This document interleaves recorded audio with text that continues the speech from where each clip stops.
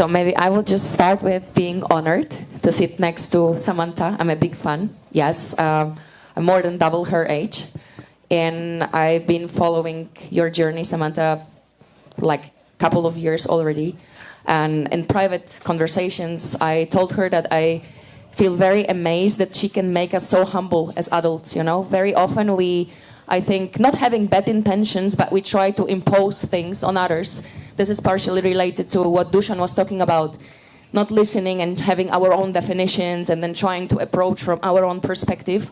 So I'm very happy to sit next to you right now and to listen also to your experiences from a different generation, like different point of view of different generation, and also from the generation that was born in the digital age, from your personal case, like born in a orange-pilled, another difficult term, like in the sovereign house, like as a sovereign thinker, but probably being surrounded by not so many sovereign thinkers as your peers. So yeah, maybe bravo to Samantha. This is one of the new generation of Bitcoiners, youngers, who is teaching us a lot, and we should learn a lot from them. Well, thank you very much. I'm honored to sit next to all of you. Yeah, so for those of you who don't know me, I'm her dad, and basically that's my claim to fame as being her dad. You know, I'm nobody important outside of that. But more seriously, actually, that's one of the reasons I actually wanted to be up here, is talking about how, as a parent, I can do the right thing. I mean, I think every parent wants to raise their kids right. You know, that's just kind of a standard thing. You know, you want to raise your kids and give them the best opportunities that you can. You want them to be independent people. You want them to be able to look after themselves when, you know, they reach adulthood. You don't want them to be doing stupid things and, you know, making big mistakes. You know, they're going to make mistakes in life. That's normal. Everyone does. But, you know, you want to kind of make sure they don't make the really bad mistakes. But there are different ways of doing that. And, you know, some people take a very authoritarian approach to it. You know, it's like, I'm your father, you listen to me. I said you don't do this, so you don't do this. You know, you're going to clean your room right now, or there's going to be some kind of punishment. I never ascribed to that. That wasn't my way. I couldn't think to myself, you know, this is how it seems like a good idea to raise kids. I think if you raise kids that way, no matter how pro-freedom you are, no matter how libertarian you might claim to be, if you raise your kids that way, you are not raising a kid who is going to be pro-freedom. You are raising somebody to follow authority and consider authority to be a thing that is worth considering in this world. And as a Bitcoiner, that made no sense to me. Even more so as an anarchist, that made no sense to me. So I have always kind of thought, how do I raise my kids? How do I teach them these lessons without being an authoritarian? And, you know, I've got my approach. Maybe it's something we'll sort of talk about a bit while we're up on stage here. I'll give other people a chance to talk more as well, though. But that's kind of been my thinking throughout this journey of being a parent for the last 14 years. I've got 2 kids. Sam here is 14 and my son is 11. And, yeah, I've got this sort of journey, and I don't know if I'm doing everything right. I'm probably doing a lot of things wrong. And I would like to have that sort of open discussion with everyone, the people here on stage and the people out there in the audience. You know, how do you raise kids pro-freedom while still making sure, you know, they are growing up right and making as many good decisions as they can, and they're going to be great adults. And, you know, I think Bitcoin plays a huge part in that. Obviously, it's not the only thing, but it plays a huge part in it. So, yeah. Thoughts from anyone else on that, I guess? Well, just to introduce myself, honored to be part of this panel. I am a father as well. I've been teaching children and adults for 25 years. I began learning about Bitcoin a few years ago. And what I actually have is a little workshop that lasts just a few minutes that I think can be a tool that can be used, you know, if you're with a group of kids, with a group of adults. I have used it also with older adults, and which is Bitcoin with crayons, which from the title, I think is why I got assigned to this panel, even though it's not directly connected, but I'm happy to be here as well. So if at the end we have a few minutes to do a little workshop, I have my crayons, I have my paper, and I'd be happy to join the discussion as well if you want. So I hope you're coming to Adopting Bitcoin as well. Yes, I'll be there. So to everyone else, also please join us. We have 2nd year in a row a family-friendly space quite a lot. We can call it even a mini Unconference conference, just family-friendly space, not only for moms, dads, and kids and teens to feel happy, but also to get engaged with the entire program. So I hope you can bring your expertise and your idea there as well, so we can do some tiny extra workshop, extra than right now.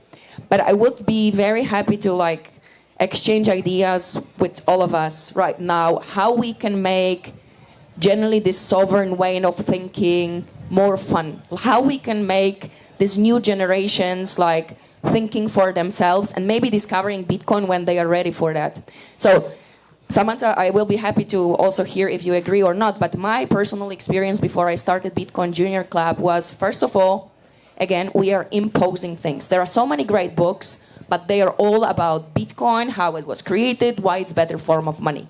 Many of the kids I've been talking to, they said, I don't care about money. I'm not ready for money. I don't use it. I'm not interested in. There might be nice coloring, parts of the book, pictures, but I don't care about the topic. Then there are some games. Again, Bitcoin, how it works, how that this and that. Kids are not necessarily interested in these things. There are not, in my opinion, enough resources of integrating Bitcoin into that as a game. If it's money, then okay, kids might be used to getting pocket money. Great project, Lightning Piggy.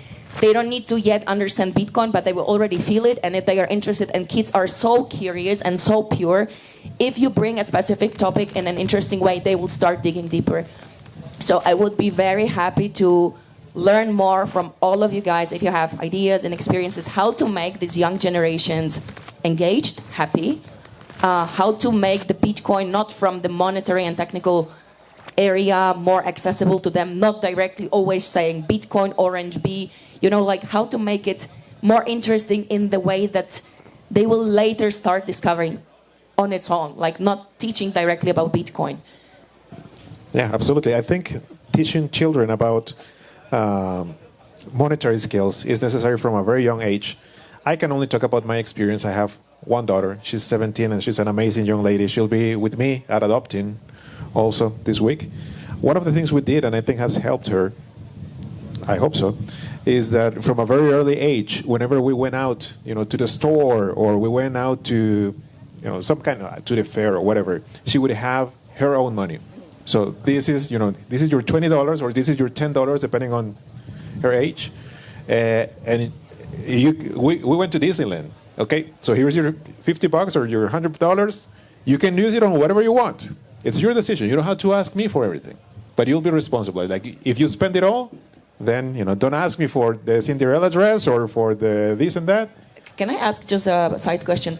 Did you ever told her, or did she ever ask you where you have these dollars from?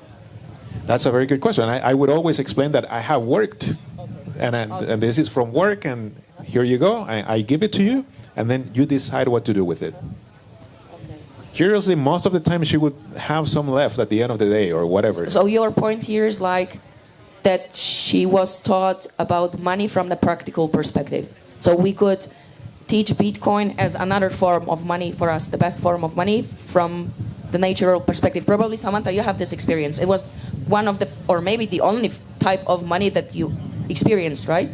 Well, I do currently, I don't have a bank account because I never want one, but I do have a linked bank account to my father's. And I've used fiat before, but Bitcoin is just so much better overall. And I think if you start teaching kids how Bitcoin works from a young age, but teaching Bitcoin by not forcing it on them, but by bringing it into their life slowly and by bringing it into the real world scenarios, it really brings up their interest, and it really also helps with being able to even use Bitcoin. But that's the point. How we can bring a topic of Bitcoin as money to... It depends on the child. I mean, I've said on stage before, you really have to look at what your kid is interested in. Not all kids are the same. A common mistake adults make is, oh, you're a kid, why don't you two just be friends? But that is not how it works. That is not how it works. You really have to look at what the child is interested in, but this also obviously applies for adults. If they don't like reading, don't give them Bitcoin books. If they don't like playing games, then don't give them Bitcoin games. Really look at their interests, discuss it with them, and then do some, community stuff. And that's why I think we should also have more really activities to do for Bitcoin. And not only for kids, but also for adults. If you bring activities with Bitcoin into life, it orange pills them and it explains why, and not just, here you go, I'm forcing this onto you. Yeah, perfect. Thank you. Ben? Yeah, so actually it's kind of funny. I discovered Bitcoin in 2010, and she was born in 2011. Specifically, it was block height 115... 117523. 117523 is her block height. Most of us don't have block heights. Most of us were born before. But because of that, she grew up with Bitcoin as, being there her entire life. When she was born, I was already a Bitcoiner. And what that sort of meant was that growing up, I talked about Bitcoin as money to her. Hey, there's this, we've got these different forms of money that we use. We lived in Germany at the time. We don't anymore, but we had euro and we had Bitcoin. So we've got these two types of money, and I can use euro in some places and I can use Bitcoin in other places. And it was a few years later when she was sort of a little bit older and thinking about it, she said, oh, Dad, I didn't realize that not everyone uses Bitcoin yet. And that was kind of shocking to me that, she was, 6, 7, something like that, when she realized that not everybody uses Bitcoin. Because it had just been such a normal part of her life. And I think, even if it was sort of this shocking thing to her that not everyone uses it, I think that was probably the right approach. Because she has learned how Bitcoin works from a very human perspective, in the same way that she learned how euro works from a human perspective. Most of us don't know the inner workings of the bank system. Most of us don't know how Visa and MasterCard settlements work. We don't need to know these things in order to live in a fiat world. You also don't need to actually understand the technical details of Bitcoin to live in a Bitcoin world. Most people are not going to. Most people don't need to. I am teaching my kids that now because they're interested in it. They've asked to be taught. So we are now going into technical stuff about how transactions are formed and what is a transaction, how does it make it into a block, and all those sorts of things. But you don't need to know that to live in a Bitcoin world. And I think that's another important thing about teaching kids, is to really aim for what is relevant to them, and not just try to download a huge amount of information which is probably irrelevant to them, irrelevant to their lives. Don't just sort of dump it all on them and then expect them to soak it up, because they won't. They'll probably even kind of turn away from it because, okay, Dad's talking about that boring thing again. So it needs to be interesting and engaging and relevant to them. Natural thing. I'm a software developer. I've been a developer for a long time. I never wanted to push that onto my daughter. And she's not a software developer, and she's not interested at all. She's an artist. But we have a good connection. If she's doing something, I tell her, hey, you know what, you could do this, you could use this other tool, and then she's open to learning about computers. But she's an artist. She was never going to be a software developer, no matter how much I pushed that onto her. What actually made her start to have some genuine interest into Bitcoin is a movie that we were watching together. We're watching Home Alone. How many of you have seen Home Alone recently? And then, what's Macaulay Culkin's character name? Kevin, thank you. So Kevin goes to the grocery store and he buys, a cart full of things, Oreos and, ice cream and everything. And in the end, it's like $20. So she turns to me and she says, so back when this movie was made, he bought all of that with $20, and that was realistic. And I'm like, well, yeah, that's how money works. So she said, well, all the money I've been saving from not spending in Disneyland and not spending at the store and not spending here, that's losing value. And that's what triggered the conversation. But this is very interesting what you said, and it's also partially connected to what the two of you said. And this is, I think, so close to my heart, because I believe in that Bitcoin is not going to save the world if we are all slaves. That's why through this Bitcoin Junior Club, which is like also helping other family-friendly projects to exist, like aggregating many different resources.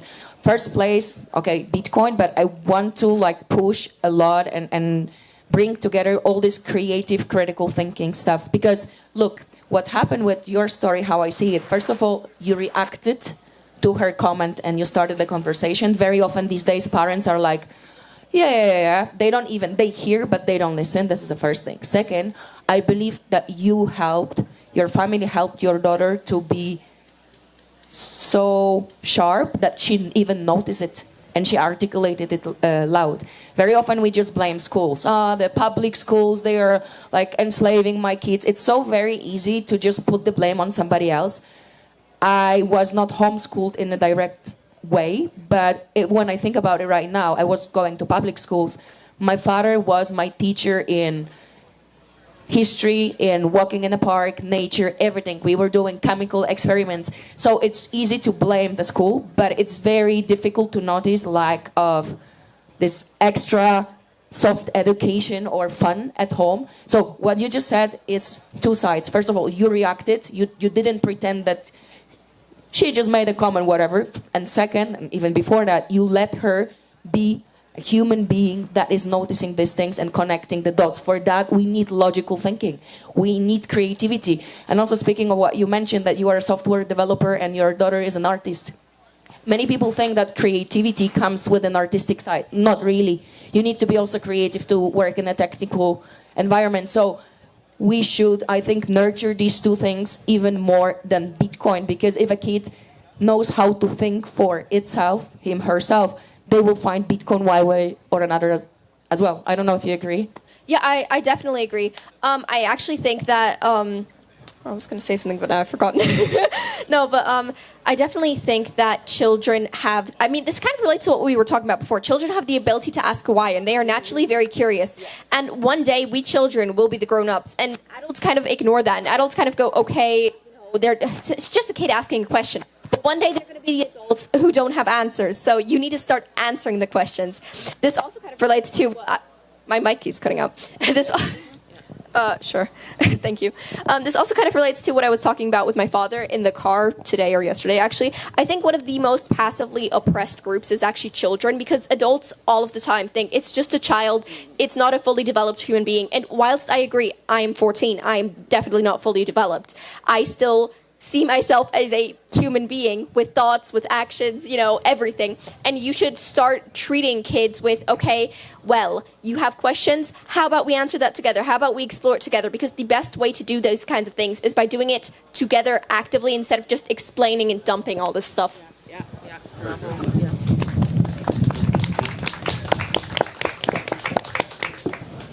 I'm really, really proud of her. I'm sure. Yes. Yeah, I'm sure you can imagine. Yeah. I do take a very two-sided approach to education at home. So I think a lot of what we've been talking about so far is really kind of the passive, soak it up kind of education. So, my kids have questions, I answer. If I don't know the answer, I say, hey, let's find out together. We spend a lot of time, as much as I can really, investigating the world around us and kind of learning things and, just having conversations and discussing things. Hey, why does somebody think this and somebody else thinks that? Why are there these different opinions on things? Well, it depends on what kind of information you have about it. So we have these kind of discussions. But we also do the formal education. As I said, my kids have expressed an interest in learning the more technical side of Bitcoin.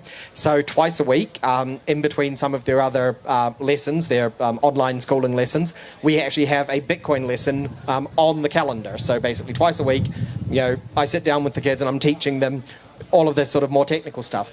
I view those as two very different kinds of education, but both, I think, are important because there are some things that you're not going to learn kind of passively. We currently live in England. Let's say my kids expressed an interest in learning Spanish. Sitting around at home, you're not going to learn Spanish. It just doesn't happen. You need to kind of get out there and talk to Spanish speakers or sit down and do Spanish lessons, that kind of thing. But other types of education are more amenable to having kind of that more passive, hey, let's just sit down and have a quick chat about that, or, what do you think about this? Let's go find out together. Let's literally type that into Google, read the results together and see, oh, look, there's different opinions on that. Maybe some people think this, but some people think that. Let's talk about those. Why? Why are there these differences? So you've got these two different approaches. I think both are incredibly important for a well-rounded education. So schools tend to focus only on that other type, the more formal type. And I think that's where a lot of parents who are relying on schools go wrong. They're only, okay, here's the information, you've had all of this dumped on you, it's in your brain now, you must know everything and now you're capable of being a fully fledged adult. That's not how things work. That's not how things work at all. We have to learn throughout our lives, throughout every little interaction. I personally love linguistics. Outside of Bitcoin, linguistics is probably my second biggest hobby. I don't speak Spanish well at all, but I love reading something written in Spanish, like something in there, la empresa no se hace responsable por accidentes en áreas recreativas. something like that. And my pronunciation is probably ghastly, but I just learned a couple of new words that I didn't know before by reading that sign. And I think that's the kind of education that we need to encourage our kids to do for themselves. You know, I can sit there and read that, and in my head, I just learned something. I want my kids to be able to do the same. I want them to be able to just look at the world around them and be actively learning. But that takes a certain kind of mindset. So I think, as you were saying there, you know, the mindset is really important, getting them to understand logical thought and critical thinking, and not just accept everything that is sort of thrown at them, but really learn to understand and ask why and answer those questions inside their own heads. I'd also add on to that to accept that some former thoughts that they may have had or former beliefs might be wrong, because a lot of people go wrong by saying, okay, this is like a lot of kids and also adults obviously go wrong by, okay, but this person told me this 2 years ago, it's still accurate, but their beliefs, their thoughts might have changed as well, and you can't keep sticking with one belief when there's a lot of things contradicting it. You have to be open-minded to, hey, this is now false, live with it, learn it. Yeah, I think this is important, maybe a call to all of us. You said that you are not fully structured or mature, something like this. You said, I'm neither. I'm 40 years old. If no one really is. Exactly. If I would be the same person last year, next year, then I'm stuck. It means I'm not developing, I'm not improving myself. It's not also about being hardcore and trying to be like the very best version of yourself, which can be related to like raising kids that you are too critical and too oppressive. So don't be also too critical towards yourself, but accept the fact that you are not the same person. None of us is fully mature. And I think this is also beautiful. Like, I stopped even using the word Bitcoiner some time ago. I just prefer to say critical thinker, sovereign thinker, because it's all about, how flexible we are to adapt and then improve ourselves and be able to confirm that we were wrong. And I think it's very important to raise kids and give them this freedom and space that they are not scared to speak for themselves, to say what they think, and also that they know who they are so that they don't need to stick to some particular group or ideology because they feel lonely and lost. I think this is important for us adults as well, but very often we just go to some specific circle because we are human beings, we are social, we need to belong somewhere. If we don't know and if we don't accept ourselves, if we don't know ourselves in first place, second, we don't accept ourselves, very easily we would just stick somewhere because we don't want to be lonely.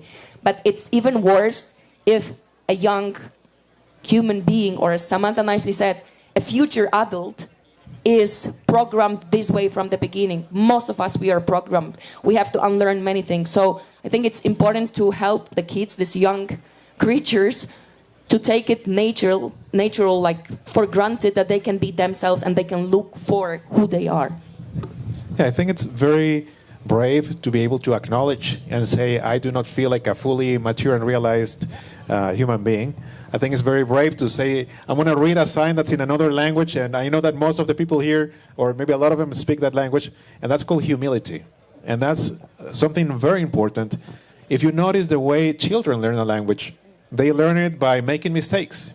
You know, like in Spanish, I remember, hearing little kids say a word that's not said that way it's supposed to be, but they just say it, and then if you get it, you get it. If you don't, they have their own language, but they said it, And that's something we need to apply as adults, to be humble, be able to learn from our mistakes, allow ourselves to make mistakes, and also allow ourselves to be taught or to be taught. Yeah, see? It was on purpose. Yeah. And just before I finish, this is something we need to apply to our kids as well. Not have them be humble, but be humble to them. Because it's just by being an adult, just by being older, doesn't mean that I know everything and I'll be right all the time. But be humble to learn from our kids. Listen to them because they see the world very differently. Kids and even babies, they see the world. We as adults were able to focus our attention on one thing. Babies are fascinated by the whole world at the same time, and they have a very different perception. That's why even if I've been studying English for 20 years, you guys are able to tell because I have an accent, because I'm not able to produce the sounds as a native-born speaker is. Because I would not be able to tell the difference between certain sounds A baby will hear, listen, and repeat in a way that's natural. So we are able to learn even from our youngest kids, and we should be able to listen to them. Yeah, I think a really important part of that is something that I think everyone has said so far, but just to kind of really highlight it. If you look at the greatest discoveries in the past, the people who made those discoveries, they were not the kind of people who would say, oh no, I was wrong. They're the kind of people who would say, hey, yes, I was wrong. That's awesome. Being wrong means you now know that you were wrong and have an opportunity to learn. Being wrong doesn't feel bad. Being wrong should feel good when you learn that you were wrong. Actually, being wrong feels exactly like being right until you learn, because when you're wrong and you don't know it, you think you're right. So it feels exactly the same. But discovering you are wrong should be this wonderful thing, because discovering you are wrong means you now have the opportunity to be better than you were before. And I think that's something a lot of us have lost, probably actually largely through the way education is often structured. You know, the person who gets the best marks on the test, the person who is most right, is the one who gets all the applause and all of the praise. And the person who gets the lowest marks, generally, you know, they're not going to be laughed at by, you know, the people in charge, the teachers and so on. But other kids are certainly going to, you know, ha, you got really low marks on this test, you're bad. But what we should be doing is encouraging the people who are capable of improving themselves. The ones who say, you know, I was really struggling with this. This was really difficult. And look, I'm better than I was. Those are the ones who deserve the praise. Those are the ones who we should be saying, this is awesome, good on you, that's great. The ones who easily get 100% on every test, they're not actually even trying. I mean, I don't want to toot my own horn. I was one of those kids. I was one of the kids who breezed through school, and all of my teachers wrote things like, Ben did really well, he must be studying really hard, he must be trying really hard. No, I wasn't. It was too fucking easy. So I wasn't doing well because they weren't giving me hard enough stuff. I wasn't learning new things all the time. And when I got to a certain point, when I got to maybe 14 or 15 years old, things started getting hard and I didn't know how to learn. I was really bad at learning new things because I hadn't been trying to learn new things. I hadn't been given the opportunity to learn new things. So learning was difficult. I got there in the end, but it took a lot.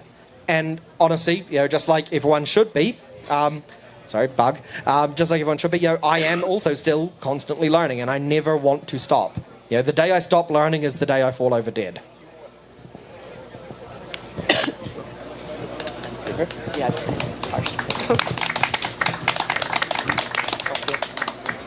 So it looks like we've got about 2.5 minutes left on the clock there. So maybe questions if anyone has, and if not questions, I have a question. Raise your hand if you know any family-friendly Bitcoin or freedom-related project. I will be very happy to learn more about it. I see Dina there. She's doing an amazing job in education, and even more soon, probably. But if you know any Bitcoin/freedom, sovereignty, family-friendly project, maybe. Yes, you have. I'm really bad because of the wind. Yes, so but I'm alive. So Arnold and I are going to grab the mic because we look at my first Bitcoin, so we kind of do this stuff. I just want to talk about Bitcoin for Juniors, which we're piloting tomorrow at Adopting Bitcoin.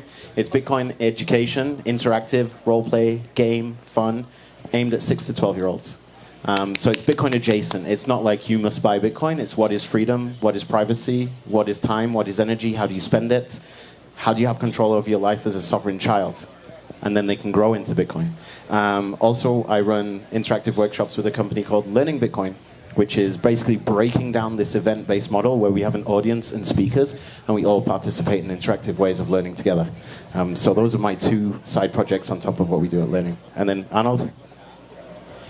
Yeah, I've been working on Block Hunters, a Bitcoin board game, for a while, with the goal to make Bitcoin fun, and not only fun, but also like there are different ways of learning. Some people listen to podcasts, some people read a book, but some people need to have something in their hands to be able to learn, especially, I think, younger audiences, so that, you know, like mining is something like a raffle. You pick a number, and the more numbers you can pick, the higher chances that you pick the right number, and all those kind of dynamics that Bitcoin has, which are complex, which you can make very accessible for kids if you find the right approach beyond books and podcasts and everything that's already out there.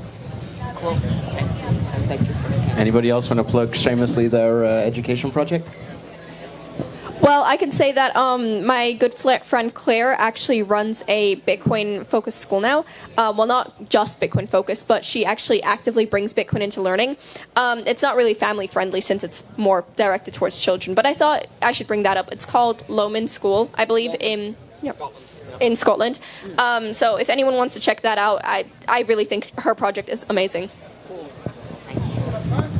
Okay, man, if anybody wants to know about Bitcoin with crayons later, you can ask me. Yeah, okay? Edgar, we were actually going to say, Edgar came onto this panel, I think, with the intention to do a workshop. Was that right? He's had a great role in the conversation.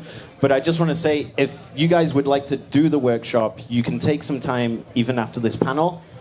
Anybody interested in doing the workshop, raise hands. So spot these people. If you'd like to follow Edgar, are you ready to go? Like anywhere in the breakout section, try it out. It sounds like a great way to learn. You have your crayons? Non-toxic? Non-toxic. Non-toxic, okay, excellent. Guys, are you good to wrap on that one? Yep, thank you very much. All right, thank you so much Thank you. for this. Thank you all. Thank you very much. Okay.